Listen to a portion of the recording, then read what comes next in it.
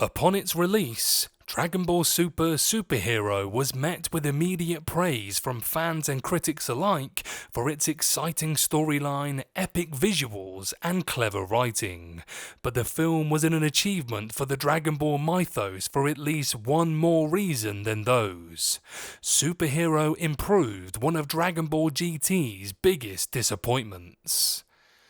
Let me know in the comment section what you thought of Dragon Ball Super Superhero.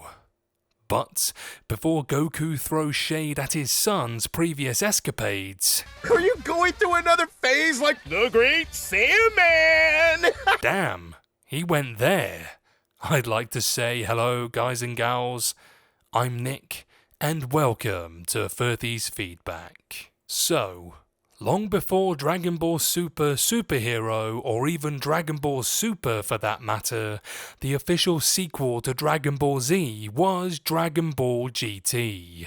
And yes, I know, it's not canon.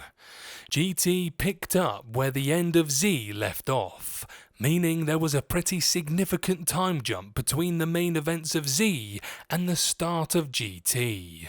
That means a number of characters who were children or even babies were ready to go on their own adventures alongside the more established characters like Goku, Vegeta and Trunks. And one such character was Gohan's daughter, Pan.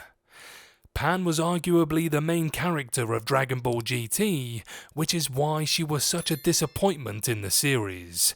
Or rather, Dragon Ball GT totally let Pan down. Despite being the protagonist, Pan never had any notable victory, she was a borderline hindrance to the other Z fighters, and she never got a significant power-up. Pan didn't even go Super Saiyan.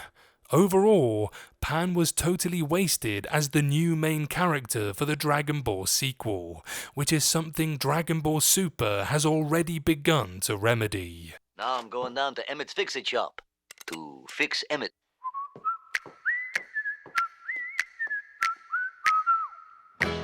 In Dragon Ball Super Superhero, Pan is once again the primary focus, only this time she is way younger than she was in GT, and she isn't the main protagonist, but rather the catalyst for the conflict.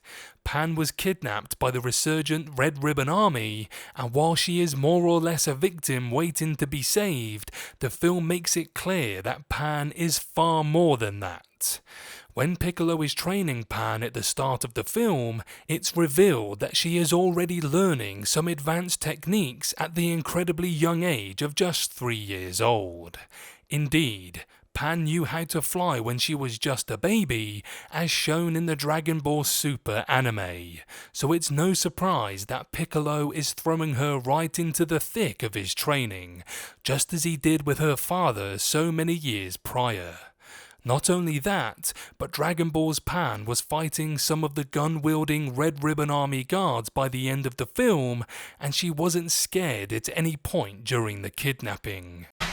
You don't understand. I ain't scared of you motherfuckers.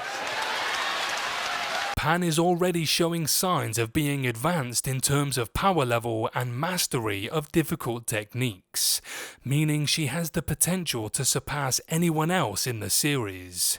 With continued training from Piccolo and then perhaps even the likes of Goku and Vegeta, or even Beerus and Whis, Pan could become an immensely powerful fighter within the Dragon Ball mythos, and based on her aptitude in Dragon Ball Super Superhero, that development wouldn't be surprising in the least. Once she gets a bit older in Dragon Ball Super, it's safe to say that Pan will do much more than finally become a Super Saiyan. She may very well outshine everyone who came before her, and it's all because of the way she was established in Superhero. I believe we've established that. Dragon Ball GT was fine with letting Pan be nothing more than a fairly strong fighter without any significant victories or power-ups, though it's clear from the way she's portrayed in Dragon Ball Super Superhero that the same will not be said for Pan in Dragon Ball's current continuity.